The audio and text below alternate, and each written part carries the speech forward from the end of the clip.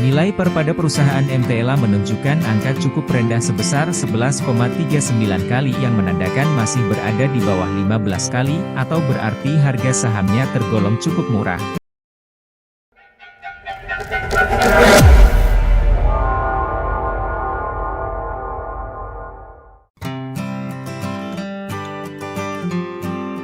Assalamualaikum, hai guys. Pada video kali ini kita akan membahas tentang salah satu perusahaan yang telah saya analisis pasar modalnya untuk bertujuan apakah layak diinvestasikan. Lebih jelasnya, yuk mari kita bisa lihat bersama di sini ya. PT Metropolitan Land Tbk, Medland, dibentuk pada tanggal 16 Februari 1994 dan mulai beroperasi pada tanggal 28 Oktober 1994. Sejak berdirinya Medland fokus pada bisnis pengembangan perumahan dan bangunan komersial. Medland adalah jenis perusahaan swasta yang pertama kali mencatatkan sahamnya di Bursa Efek Indonesia pada bulan Juni 2011 dan sejak saat itu Medland merupakan perusahaan publik dengan kode saham MTLA. Akar keunggulan perusahaan menjadi semakin solid karena tidak saja menghasilkan bangunan berkualitas tetapi juga menjadikan hidup esok menjadi lebih baik. Solid growth, promising future. Sebagai perusahaan yang terpercaya, Medland berpengalaman lebih dari 15 tahun dalam sektor properti. Kesuksesan ini didasari oleh kemampuan kami dalam menciptakan produk properti terbaik untuk kepuasan konsumen. Dalam mengembangkan sebuah hunian, Medland tidak hanya membangun rumah yang berkualitas tetapi juga membantu menciptakan lingkungan yang indah dan nyaman dengan konsep lingkungan hijau.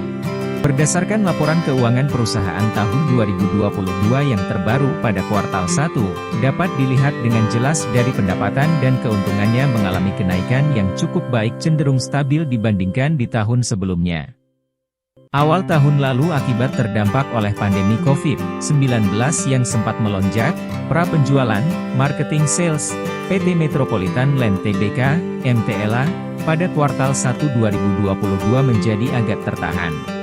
PT Jaya Real Property Tbk merupakan perusahaan publik yang bergerak dalam bidang properti dan bermarkas di Tangerang Selatan, Banten, Indonesia.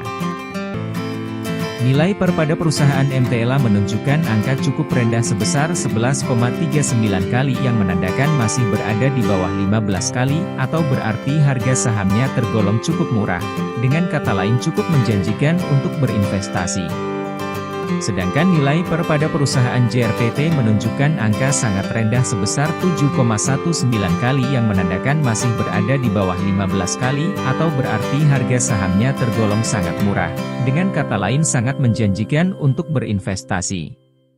Berdasarkan perhitungan Margin of Safety antara harga saham terhadap harga wajar perusahaan MTLA pada Desember 2021 menunjukkan Margin of Safety sebesar minus 43,01%.